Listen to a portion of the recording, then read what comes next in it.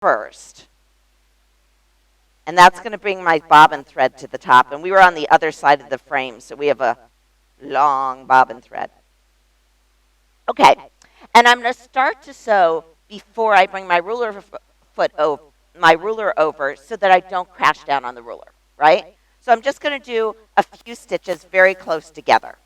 Okay, and that is number 1 on this handle. This is completely programmable. I'm actually going to change it to be a needle down default because I want to stop with the needle down. Okay? And now I would bring my ruler over, and I'm just going to do a basic design like a square block. Okay. I am using, I don't know if you can see this on camera, all the lines on most quilting rulers are in 1/4 inches, 1/2 inches, full inches, right? So I'm using the lines on the ruler to basically measure the distance I'm quilting. So if I'm quilting along, I can use the lines on the ruler to reference that I'm quilting 4 inches past my initial starting point. Also, my stitching line is always going to be a 1/4 inch away from the edge of the ruler. Always, because that's how ruler feet work. So if I put this up and line it up, so this line's right at my needle, and I turn it on,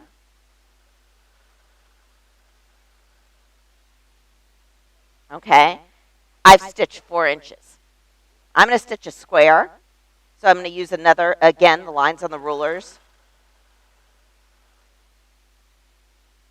And right now, I have this machine set on BSR2, which basically means when I stop, it's going to regulate my stitches, and when I stop, it will stop. So if I stop and hesitate, it's not going to make a knot on the back of my quilt top.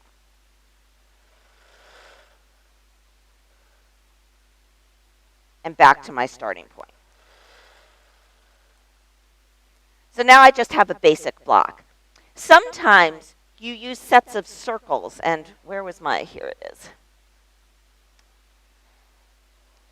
I have this book called the Rulerwork Quilting Idea Book, which has been a bestseller now for about a year. And it shows you basic designs you can do with rulers of any brand. So not just my brand, any brand.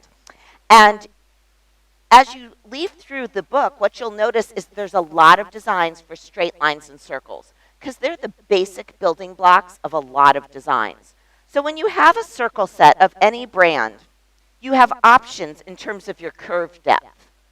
So, you know, I can hold up the circle, and in this case, I'm just going to use the circle to go from corner to corner in my block. You guys know if this block was 2 inches, it would be pretty easy to just bounce around in free motion. But as the block gets bigger and bigger, it becomes harder to keep it uniform, you know, as you bounce along. So there's no right or wrong here, but you see how I can hold up the rulers and I'm going to get different curves with different rulers. So obviously that's too small because it won't even span the side of the block.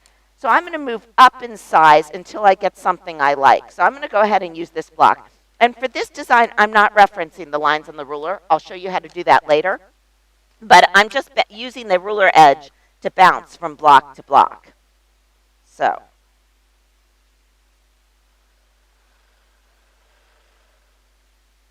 Okay.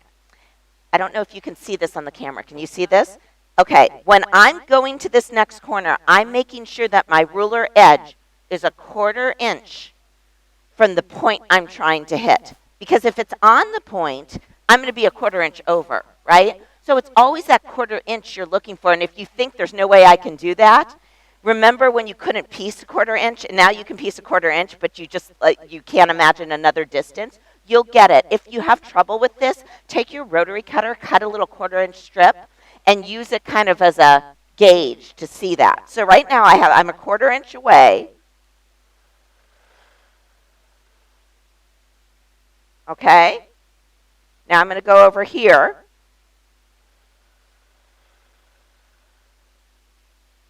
And do a 1/4 inch.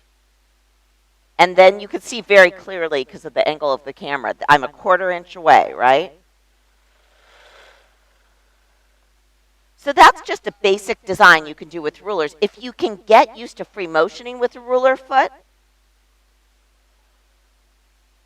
you can then bring your handlebar down.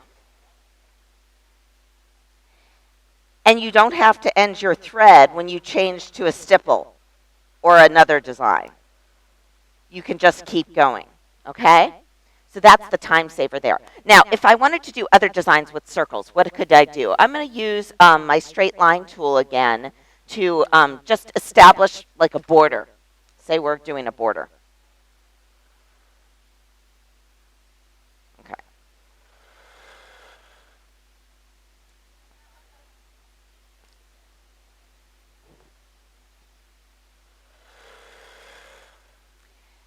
And let's say we wanted to do scallops along the border. We can use the lines on the ruler to do that. So if I place the halfway lines on the ruler right on the edge of my border, I'm going to have that perfect half circle scallop, right? So I can go up and over.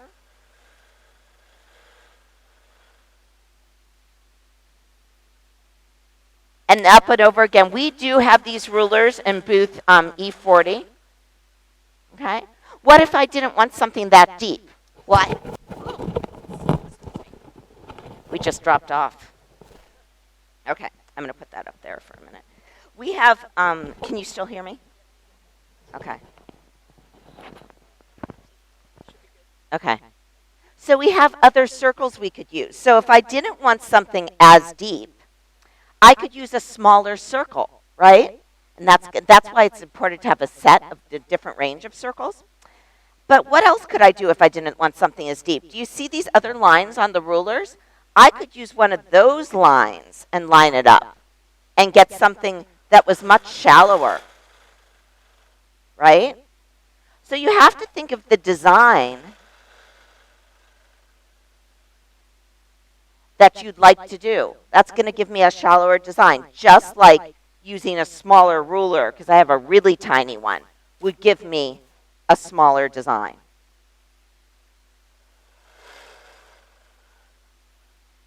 Right? Both of those things achieve the same height. So you have a bunch of different options when you're doing this. Do we have scissors here? Oh, thank you. I just thought of something I want to show you guys. So there's another way you can use these rulers, and that's to use the inside of the ruler. So this does require you to be able to fit this ruler under your foot, but the Bernina foot comes up and down, so that's not a problem here.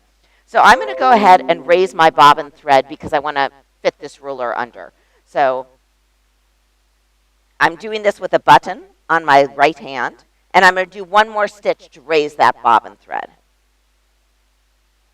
And this is a big tip. When you're going to cut the bobbin thread, you don't want your long arm to be positioned like this, because if you pull up the bobbin when you're positioned like this, it's going to leave the bobbin thread really short.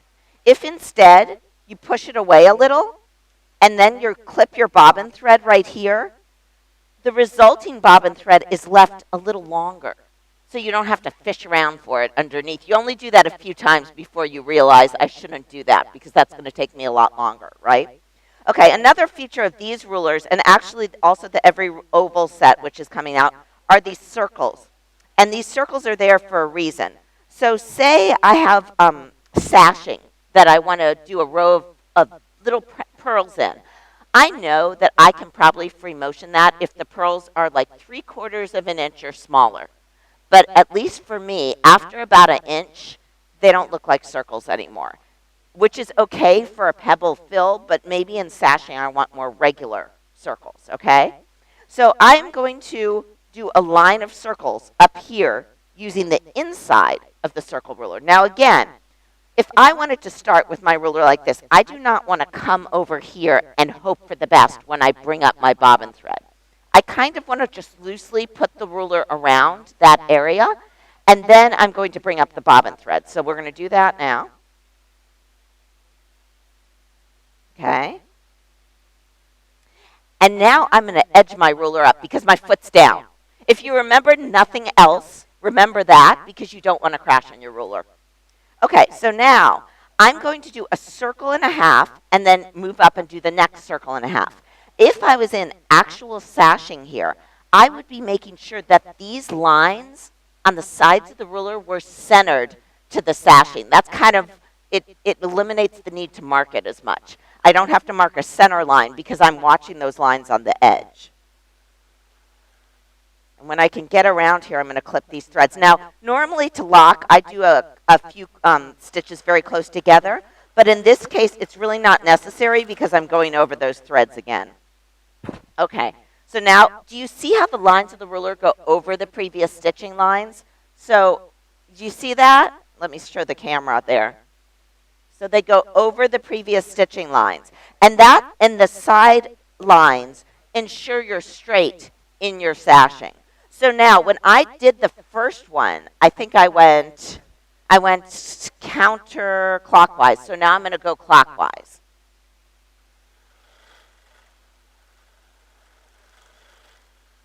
Now I move up my ruler.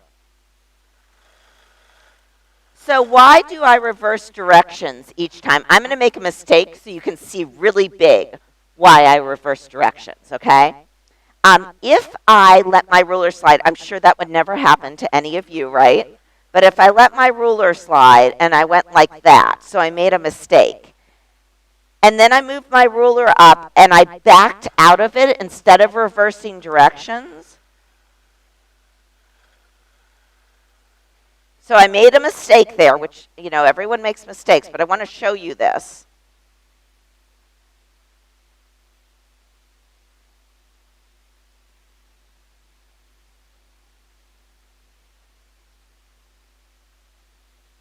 Okay. Do you see that divot there in the fabric? It would have been less noticeable if it was an S-curve. Okay? So a lot of times when I'm teaching you based on the mistakes I've made. So I've made so many mistakes, I know what's going to look better. That will stand out more than an S-curve will. So in general, if I don't have to have a point, I don't make a point. Okay? So that's some stuff with the circle ruler. You could also do waves with the circle ruler. You can do all different designs. You could do a blossom with the circle ruler. So yes, with the circle ruler. Do we have a marking tool? I forgot to ask for that. Do we have any type of any regular pen? Okay, we don't have one. You guys are going to imagine this. Okay, I'm going to quilt a line. Let's see. If we can see it, it helps. You want to mark your center line, okay? I don't know if the camera can see that. Can you guys see that? Okay. For a wave, you want to mark your center line, not with a regular pen, with like a wash-away pen. You can sometimes even use a hair marker. I don't know. Do you guys call the hair markers? They make little creases. Don't use it too hard, but you need a line, okay? And if you had a ruler that had no markings on it, the way you do this is you make a mark like every 3 to 4 inches. If I want my curve to change every 3 inches, I'm going to make a mark every 3 inches. And I'm going to use my circle ruler to connect, go over it, and then under it, and then over it, and then under it. But on this ruler, I don't have to make the marks because I can use the lines on the ruler, okay? So let's do that here. So I'm going to bring up my bobbin thread again, right? Hey, if you work on a frame, I have another tip, which is I got transition lenses that I really like for framework because your focal point isn't always the same distance away when you're working on a frame. So the reason why I keep looking over you at these is this is 6 inches to 24 inches, and so that can help. You just don't want to be hunching because you can't see because it's a different focal length than reading, right? Okay, so now I have to choose a line to go under to align with my drawn line here, and you know the line I choose is going to depend on the height of wave I want. If I want something that's really shallow, I'm going to go with a much bigger ruler and use like the top line. If I wanted something really wavy, I'm going to go with the smaller ruler and use a different line. So I'm just going to choose one in the middle so you can see. And whatever line I choose to use, I need to stick with that line because that's going to determine the depth of the wave. So right now I'm putting this middle line on the drawn line on the fabric, right? And I go over until I intersect that middle line again, okay? Now I put the ruler like that, and this is going to feel a little more awkward, but it's okay. You're only going a little way. Okay, so I'm going to put the ruler like that with the same line on my drawn line. Then I go under. Now, if I was on a domestic machine, you can still do this, but you need to stay with your movement steady because you won't have a stitch regulator with this. Except for the Q20 by my side, which is this long arm, you do have, on the Q20, you do have stitch regulation with ruler work, which is amazing. Okay, so now I have that line. Now, if I wanted to make it a ribbon, and I was at the edge of my border, what I need to do is offset my second pass a little bit. So we're going to pretend there's a border there, and I'm going to come either down or up the border to start my second pass. Okay, so I came down a little bit here, and now using the same line on the ruler, on that same drawn line I have, I'm going to edge this over and make a second pass. So I'm using the same line, it's the whole wave is moved a little over. Okay? And it really is like, it can get very relaxing when you're doing this, because once you get the design, you just keep doing it. Okay. So as I said, circles, you can do anything. You can do a flower. I'll do a really quick flower for you, guys. So with a flower, I'm going to actually come out here. What you need is a crosshairs, and I would actually mark this with a ruler where it's actually precise, and you'll see what I mean. So if you were doing a crosshairs on your block, you just connect the corners of the block, and then you do a vertical and horizontal right through that intersection, right? But I'm just winging it a little here just to show you guys what this design looks like. So mine is not going to be that precise. So I have a crosshairs like this and a crosshairs like this, and we're going to do a really little circle because I only have a little line. But you can do this really big. Like imagine using this circle in a block. You could cover a 16-inch block just doing this design, okay? So what I do with a blossom, I'm going to actually bring my bobbin thread to the top. You see me reaching up for that bar because I know where my buttons are programmed at home. And you know how you have like muscle memory for where something is? And then you switch it and you can't do it anymore. Okay. So again, my foot goes down before my ruler comes over, right? So I'm going to use the little ruler. And a lot of people, it's good I'm using this because a lot of people think, smaller ruler, I have to reposition my hands less. That's not necessarily true. Because the thing is, there's less surface area here, and you still have to get all the way around. So when I line this up, I'm putting the line through the middle of the circle right on one of the spokes. And I'm going to stitch all the way around and come back to the starting point. I'm not going to do it in one motion because it's going to be too hard. I need to stop to reposition my hand. So what I'm going to do is quilt as comfortably around as I can get. Okay. Stop and then reposition my hand. And that does sometimes mean that my hand's kind of in an awkward position, right? I'm going to clip these threads before I finish. It is okay to stop a few times to get around even a little circle. I think a lot of people feel, well, I should be able to get around the whole thing. And I'm not using securing stitches right now for the purposes of the demo, but you definitely want to secure your threads. Okay, so I did around this spoke. Now this next spoke right here, I'm going to go around it. And it may be a little bit funky because I didn't actually measure that it's a 45-degree line, which you would want to on your masterpiece quilt. Okay. Now,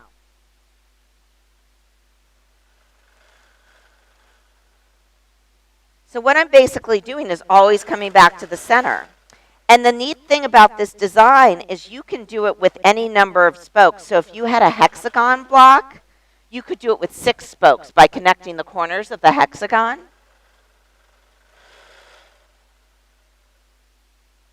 And I keep going around. Now, It's not going to be as perfect because I didn't mark as precisely.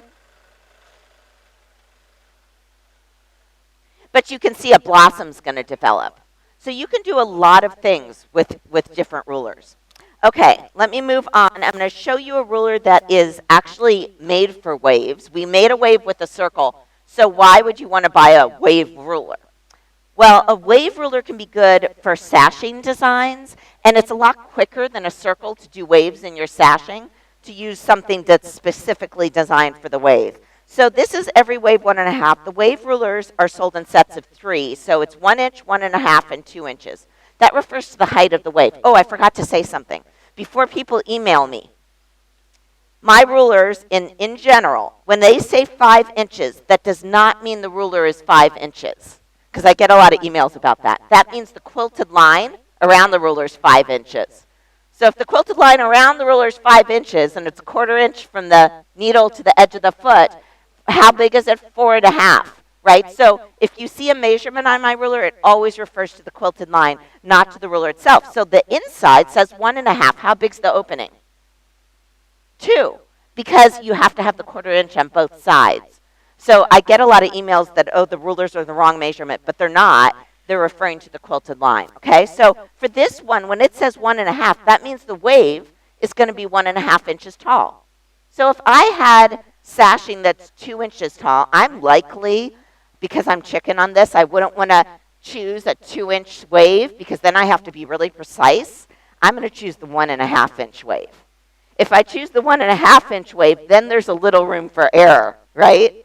And so I tend to size down. So I'm going to draw another horizontal line. Should I come back here, or are you good over here? You're good? Okay, I can go down here. I'm going to draw another horizontal line just for reference. And this would be the line that would be in the middle of my sashing, okay? So I tend to draw it on one piece of sashing. If I have 2-inch sashing everywhere, I'll draw the line on one of it and kind of figure out from there how many lines I need. So this, on the ruler, it says center line. I know it doesn't look like it's in the center. It looks like it's further up. But that's because it's the center of the stitched line, right? So if I put the center line on the drawn line on my fabric, now the wave is going to be centered to that center line, right? So I'm going to go over.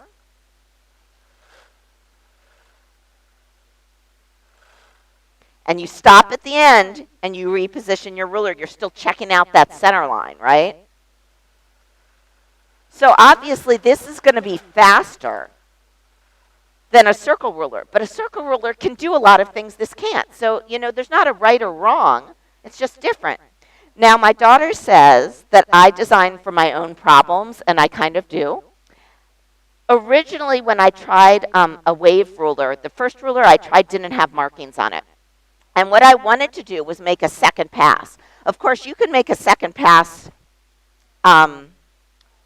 like this and make a ribbon, right? But what if I wanted to make a second pass that was completely offset from the first? So I wanted kind of a petal look. I never could see that. I'm not very good with symmetrical things. So what I wanted was line. Do you see how with this, the lines on the ruler go over the previous stitching lines to give you that perfect second path?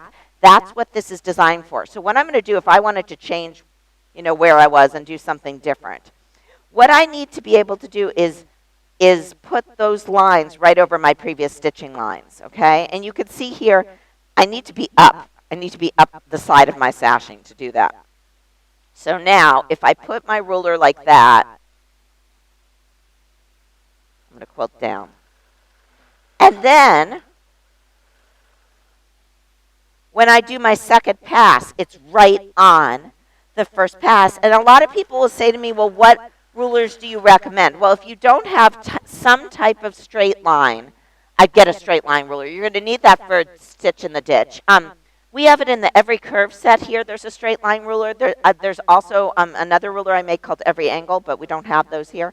But you need a straight line ruler. I'd always start with circles. But then you can start looking at specialty rulers. And what I say is, I'd buy specialty rulers that I really feel you can use in more than one quilt, right? If you can see the application in several different quilts, then it's worth it. So for me, if someone's looking to do, you could do just a random wave all over a quilt, but if you have a quilt with sashing, that's good for a wave ruler. This is a shallower wave.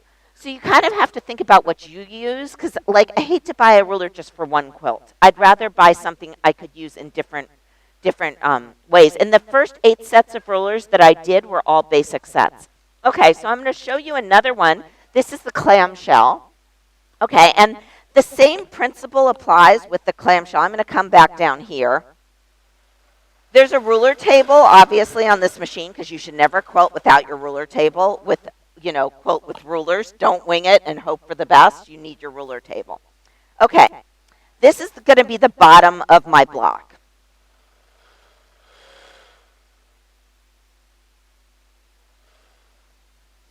And the clamshell set comes with 2 rulers and 4 different sizes of clamshell. So for this, I have a 3-inch clamshell and a 1-inch clamshell, and the other has a 2 and 4-inch clamshell. And the lines on this are very important. They're the previous row's clamshell, okay? So what I'm going to do first, I line up these dotted lines right on the bottom of my quilting area. And I'm going to go up and over. Now you can honestly, you could do this with a circle ruler, but this is just faster. So I can feel I'm at the edge with the ruler table. Okay, and when I'm going to pretend like, just for the sake of argument, the edge of my quilting area is right there, so it didn't end up perfect. 'Cause most of the times it's not going to end up where you end a clamshell right on the edge of your quilting. So I'm going to show you what you do. So say I had gotten to the edge of my quilting area there. What do I do? Well, either I have to move up the side of the quilting area, or I have to do something else. So I'm going to show you the side up the quilting area first. So I'm going to go up the side of the quilting area until I can get my ruler on so that, and I'm almost there. Do you see that? The lines on the ruler are almost on the previous stitching lines. So do you see? That's where I really want my ruler. So doing something like this minimizes your marking. So why would I be attracted to a clamshell ruler? Well, say I like to do all over designs on a quilt top. That would be a reason to do this. Now, if I was doing a full quilt top with this design, obviously with the clamshell, you have to work the design from bottom to top, right? So how do you handle that on a long arm? Because you have to stop on a long arm. You have to start at the top and work to the bottom. You would actually work it like this and mount your quilt upside down, right? Because that's how the design works. So another way to get to the next row would be to go back up to the top of a previous row. And I know it's the top because of that center line on the ruler. So now I can move it up again. And I want to say a little bit about stitch length here. I have it, right now it's set on 12, which is a little bit tight for a bigger design. But if I was doing a really small clamshell, like this 1-inch, I want my stitch length to be a little tighter because I don't want to see corners on my design. Does that make sense? If you start to see corners, you need to bring your stitch length down a little. If you're on a domestic machine doing this, you just go a little slow and steady. Because if you don't, on little clamshells, you'll want to go like quilt off into space. You'll get this momentum and you'll be off the ruler. You'll be free motioning while holding a quilting ruler, basically. And that's much harder than it needs to be. So, you really need to hug the ruler the smaller the design gets, right? So I'm just going to take it slow. If I was on a domestic machine, I'm just going to say a hint because I know there's a lot of domestic people out there. I teach domestic machine quilting with rulers a lot, and a lot of it's in how you hold the ruler. So on a long arm, I'm obviously holding the ruler with one hand because I'm not moving the fabric. But on a domestic machine, you have to move the fabric with the ruler as one. And so what I find helps people is to hold the ruler with a couple fingers on the ruler and a couple fingers on the fabric with each hand, just so they have more control of the whole quilt sandwich, right? That's just really important. Okay, people ask what this weird one is. The one that looks like a comb. This does quilting lines that are very, very close together, almost like tiny piano keys. You know when you're going back and forth? On a long arm, it's particularly helpful when you have to do that design at an angle because it's easier in a long arm to go like this and harder to go at a 45-degree angle. So what this does is quilt lines of different widths close together. So this opening's 5/8 of an inch. So how far apart are the lines going to be? If I go down one side and go up the other side, how far apart are those lines? Only 1/8 of an inch, right? This one's 3/4 of an inch. So the lines are going to be 1/4 inch apart. This one's 3/8. This one's, or it quilts lines that are 3/8, and this quilts lines that are 1/2 an inch. So what I do here, if I wanted to fill one of these things with lines that are 1/4 inch apart, okay, I'm going to go over here, and I'm going to bring up the second slot here, and I'm going to free motion across and then go straight up. Then I move my ruler. Then I quilt over again. I free motion across and I go straight down. Then I move my ruler. It basically is there to stop me, right? Now, if I wanted a rounded bottom to my design, I could use the bottom of the ruler and then flip it and use the top. But basically, this was designed to be like a short way, just a quick way to do lines really close together. A lot of times I use just the 1/8 of an inch slot because it makes these like perfect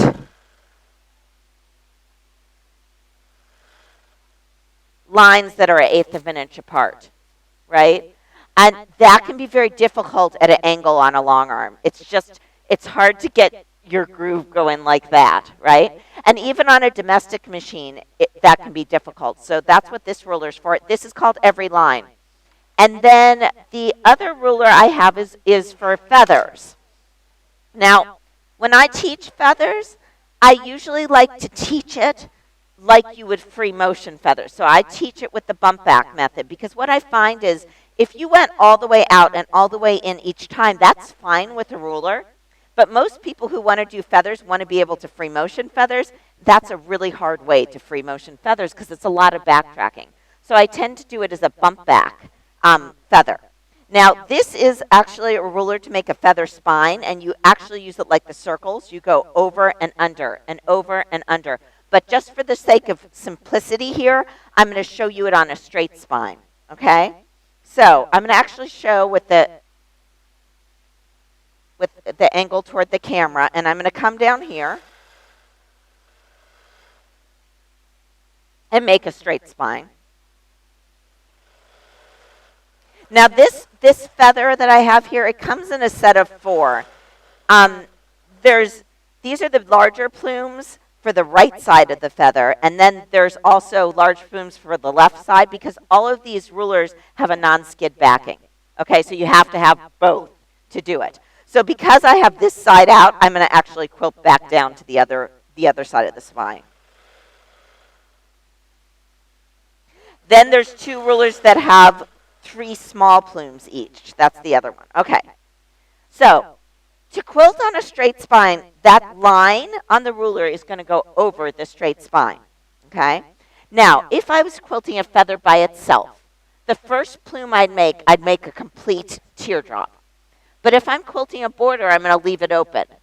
And I'll show you how that looks. So if I leave it open, because I'm making a border, I'm going to quilt around. Then I'm going to quilt up to the top of that plume. And that's leaving it open so later I can come back and nest in that feather, okay? Now I'm going to move up the ruler and then come back in. So let me show you that sequence without a ruler so you can see the sequence, and then I'll put the ruler on, okay? You can bet that when I show you the sequence free motioning, it's not going to be as uniform as with a ruler. But that's okay. I'm fine with that. Okay? So, up the spine, around until you bounce off, then come back up to the top and go back in. Okay? That's what I'm doing with my ruler. So in the class this afternoon, we're actually going to be practicing this. But I come up my spine a little bit. All my feathers are made in pairs. And what I need to make sure when I'm using a ruler is that I'm not up too high. Because you see how here, you guys can't see a lot of scale from the camera. But it's about 1/8 of an inch from the stitched line to the edge of the ruler. That's not going to be good. Because when I come around here, it's not going to touch the previous plume. So I actually need to come down a little bit on the spine and then snug it over. And now what I have is it's sticking out a generous 1/4 inch, right? A little more. That's what you want. It doesn't have to be perfect each time, but you want to at least touch the previous plume. So now I'm going to go up and around, then come back up to the top, then move my ruler and come back down in, right? And that's how I do it each time. If I wanted a smaller plume, I'd use this one or one on one of the other rulers in the set, okay? But what this does is it makes your backtracking just this short distance every other plume. And what I find in class is most people who want to use these rulers actually want to be able to free motion their own feathers. So at least you're learning the sequence and the feather shape. If you are always going all the way up and all the way down each time, you're not really learning the sequence that you're going to need when you free motion those feathers, right? Okay? And so that's what I recommend. But there's a whole bunch of different rulers out there, not just my rulers, but you know, there's a ton of rulers on the market. I'd encourage people to buy the rulers that well, first of all, a circle set and a straight line, okay? One thing I didn't say, that straight line I was using, the circle set goes up to a 7-inch circle.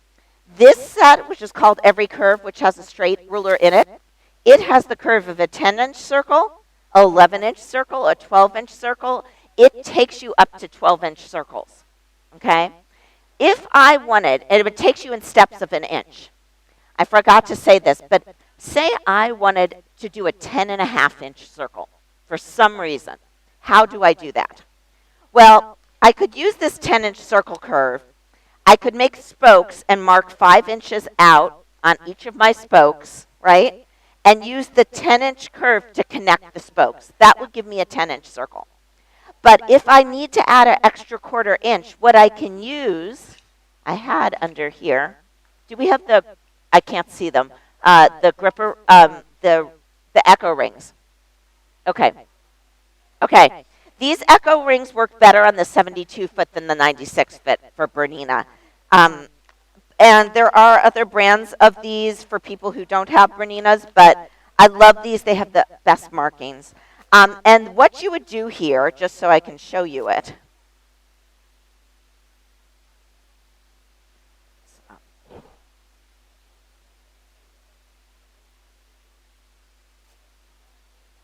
Okay, I'm going to show you how these work.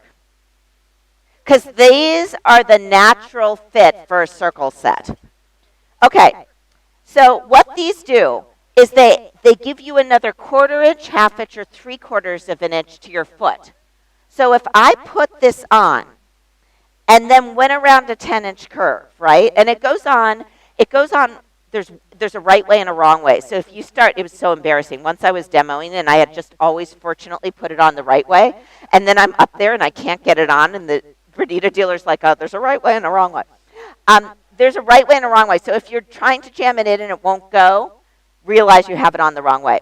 I just put it on the foot. Now if I go around this curve, I'm going to get a 10.5-inch circle because I'm adding that 1/4 inch to both sides. So this kind of extends the life of a lot of these, especially circle tools. It gives you different shapes. If you put them on an oval, it would totally change the radius of the oval, but that might be interesting. So having a set like this can really help you kind of extend the life of your rulers. This does work better on the 72 foot than the 96 foot though. It fits better on there. So I use those a lot too. So that's how you would get the 11 and a half or the 12, the 12 and a half inch circle. If I made a circle that was 12 inches, it would just fall off the ruler table, or it's just too big a ruler, right? It gets unwieldy to some, but that's how you use these echo rings. Okay? Do we have any questions? No? Which is the right way? The way that it just, you see how the foot itself has a curve to the bottom?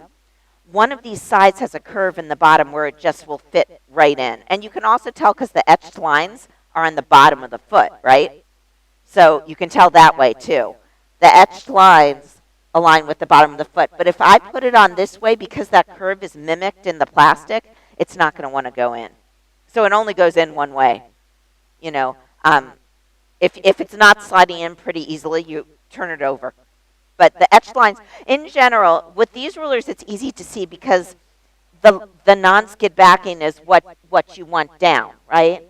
But if you don't know what side of your ruler is down, you want the etched sides down on the fabric, because if you think about it, if they're up like this, there's distortion that's going to happen through the ruler, right? And you don't want that. We have any other questions? I don't know if I... Well, thank you for coming by, and we're in booth E40, right? E40.